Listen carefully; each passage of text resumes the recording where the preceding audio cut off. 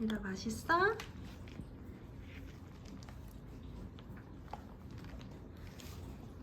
열왕기상 19장 읽어줄게. 아합은 엘리야가 한 모든 일과 그가 칼로 모든 예언자를 죽인 일을 낱낱이 이세벨에게 알려주었다. 그러자 이세벨은 엘리야에게 심부름꾼을 보내어 말하였다. 네가 예언자들을 죽였으니 나도 너를 죽이겠다. 내가 내일 이맘때까지 너를 죽이지 못하면 신들에게서 처벌을 달게 받겠다. 아니 그보다 더한 재앙이라도 그대로 받겠다. 엘리야는 두려워서 급히 일어나 목숨을 살리려고 도망하여 유다의 브엘세바로 갔다. 그곳에 자기 시종을 남겨두고 자신은 홀로 광야로 들어가서 하룻길을 더 걸어 어떤 로뎀나무 아래로 가서 거기에 앉아서 죽기를 간청하며 기도하였다. 주님, 이제는 더 바랄 것이 없습니다. 나의 목숨을 거두어 주십시오. 나는 내 조상보다 조금도 나을 것이 없습니다. 그런 다음에 그는 로뎀나무 아래에 누워서 잠이 들었는데 그때 한 천사가 일어나서 먹으라고 하면서 그를 깨웠다. 엘리야가 깨어보니 그의 머리맡에는 뜨겁게 달군 돌에다가 구워낸 과자와 물 한 병이 놓여 있었다. 그는 먹고 마신 뒤에 다시 잠이 들었다. 주님의 천사가 두 번째 와서 그를 깨우면서 말하였다. 일어나서 먹어라. 갈 길이 아직도 많이 남았다. 엘리야는 일어나서 먹고 마셨다. 그 음식을 먹고 힘을 얻어서 밤낮 40일 동안을 걸어 하나님의 산인 호렙산에 도착하였다. 엘리야는 거기에 있는 동굴에 이르러 거기에서 밤을 지냈다. 그때 주님께서 그에게 말씀하셨다. 엘리야야, 너는 여기서 무엇을 하고 있느냐? 엘리야가 대답하였다. 나는 이제까지 주 만군의 하나님만 열정적으로 섬겼습니다. 그러나 이스라엘 자손은 주님과 맺은 언약을 버리고 주님의 제단을 헐었으며 주님의 예언자들을 칼로 쳐서 죽였습니다. 이제 나만 홀로 남아있는데 그들은 내 목숨마저도 없애려고 찾고 있습니다. 주님께서 말씀하셨다. 이제 곧 나 주가 지나갈 것이니 너는 나가서 산 위에 주 앞에 서 있어라. 크고 강한 바람이 주의 앞에서 산을 쪼개고 바위를 부수었으나 그 바람 속에 주님께서 계시지 않았다. 그 바람이 지나가고 난 뒤에 지진이 일었지만 그 지진 속에도 주님께서 계시지 않았다. 지진이 지나가고 난 뒤에 불이 났지만 그 불 속에서 주님이 계시지 않았다.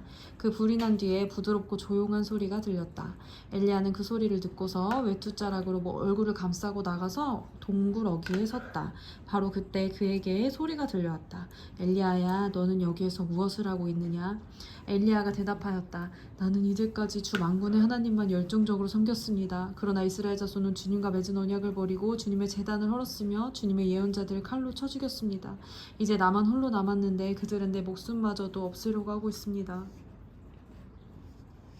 없애려고 찾고 있습니다.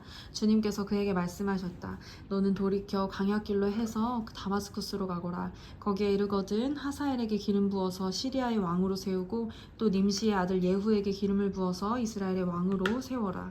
그리고 아벨모홀라 출신인 사밧의 아들 엘리사에게 기름을 부어서 내 뒤를 이을 선지자로 예언자로 세워라.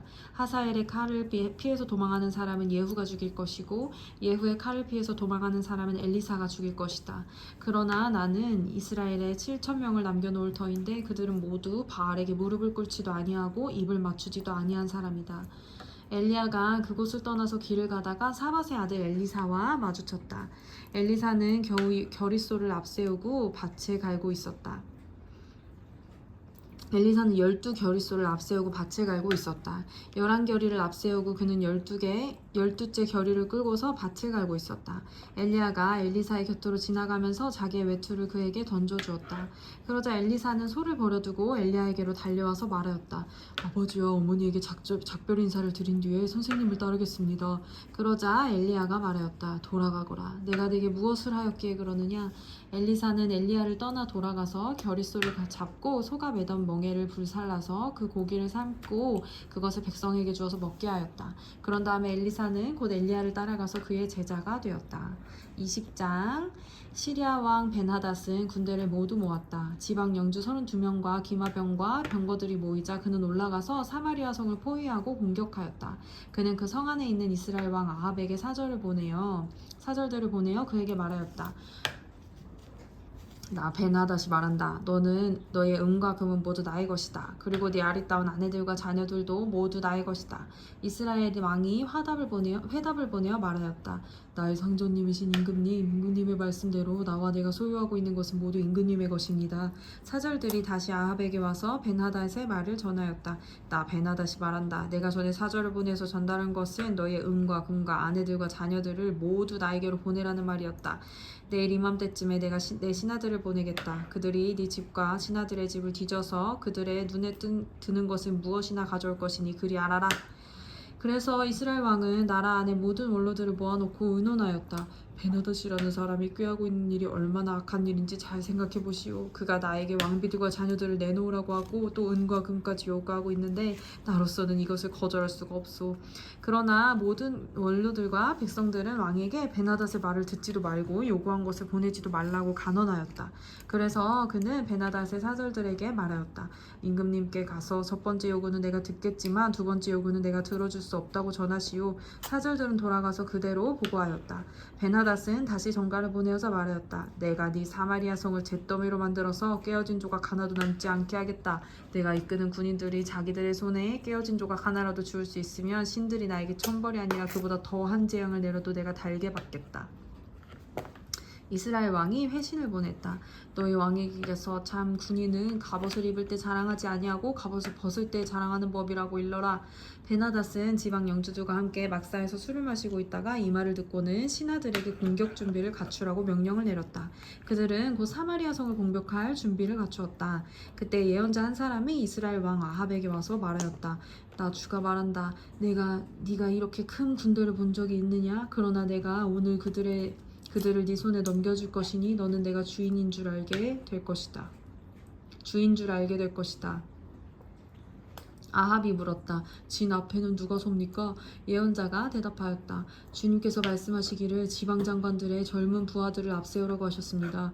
그러자 아합은 다시 물었다. 누가 총주의를 합니까? 그러자 그 예언자가 대답하였다. 임금님이십니다. 그래서 아합이 지방장들의 젊은 부하들을 점검하여 보니 그들은 모두 232명이었다. 그런 다음에 그가 이스라엘 군대를 모두 점검하여 보니 모두 7,000명이었다. 정오가 되자 아합의 군대가 공격을 시작하였다. 그때 베나닷은 자기를 돕는 지방 영주 32명과 함께 막사에서 술에 취해 있었다. 지방관들의 젊은 부하들이 먼저 공격을 시작했다. 베나닷의 정찰병들이 베나닷에게 적군들이 사마리아 성에서 나오고 있다고 보고하였다. 보고를 받은 베나닷은 그들이 화친을 하러 나왔더라도 사로잡고 싸움을 하러 나왔더라도 사로잡으라고 명령하였다. 그러나 지방장관들의 젊은 부하들과 그들을 뒤따르는 군대는 이미 성읍 바깥으로 나와서 저마다 닥치는 대로 베나닷의 군대를 무찔렀다. 그래서 시리아 군인들은 다 도망하였고 이스라엘 군대가 그들을 추격하였다. 시리아 왕 베나닷도 기병들과 함께 말을 타고 도망하였다. 이렇게 해서 이스라엘 왕은 첫 싸움에서 많은 말과 병거를 격파하고 시리아 군대를 크게 무찔렀다. 오, 떨어졌네. 아니.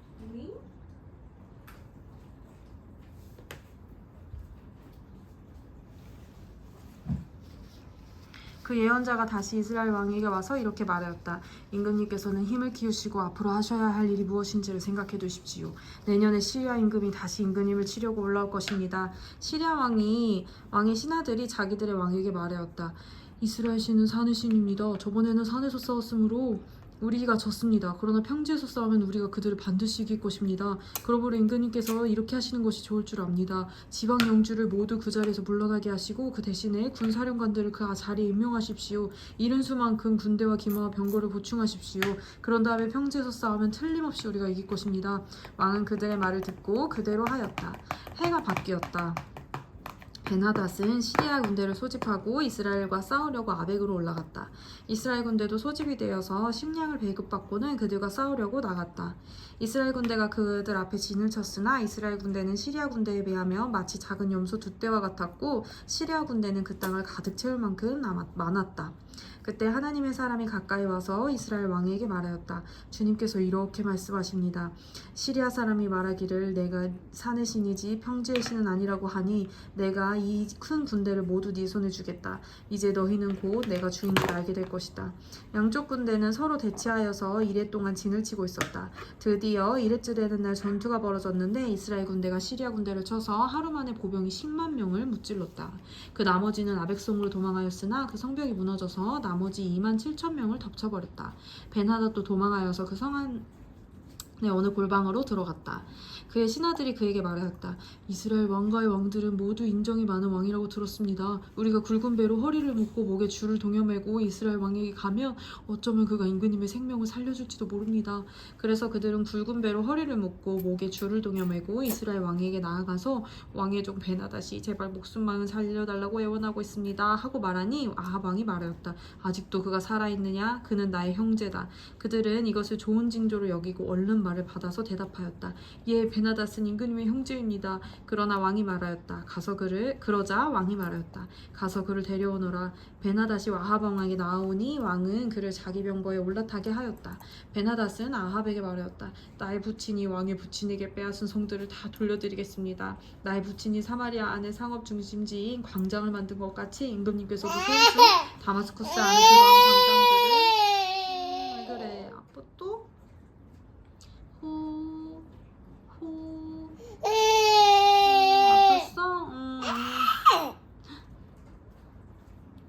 봤어? 엄마가 이거 빨리 읽고 봐줄게. 손수 다마스쿠스 안에 그러한 광장들을 만드십시오. 그러자 아합은 그러면 나는 그런 조약을 조건으로 하고 당신을 보내드리겠소 하고 말한 뒤에 그와 조약을 맺고서 베나닷을 놓아주었다.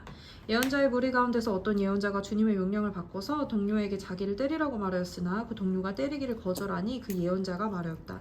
네가 주님의 말씀에 순종하지 않았으니 네가 나를 떠날 때에 사자가 너를 죽일 것이다. 과연 그 사람이 그를 떠날 때에 사자가 나타나서 그를 죽였다. 그 예언자가 또 다른 사람을 만나서 자기를 때리라고 말하였다. 그러자 그 사람은 예언자를 때려서 심한 상처를 입혔다. 그 예언자는 붕대로 눈을 감아서 위장하고는 길목으로 가서 왕을 기다렸다. 왕이 그대로 지나치려고 하니 예언자는 왕을 부르며 말하였다. 임금님의 종인 제가 전쟁터에 나갔습니다. 그런데 어떤 사람이 저에게 포로 한 명을 데리고 와서는 그 사람을 감시하라고 하였습니다. 포로가 도망을 하면 제가 죽든지 아니면 한 달란트를 물어내야 한다고 하였습니다. 그런데 임금님의 종인 소인이 이 일 저희를 하는 동안에 그 포로가 없어지고 말았습니다. 그러자 이스라엘 왕이 그에게 말하였다. 네가 받아들인 것이니 벌금을 물어야 한다. 그 예언자는 그 눈을 감은 붕대를 급히 풀었다. 그때야 이스라엘 왕은 그가 예언자 가운데 한 사람임을 알았다.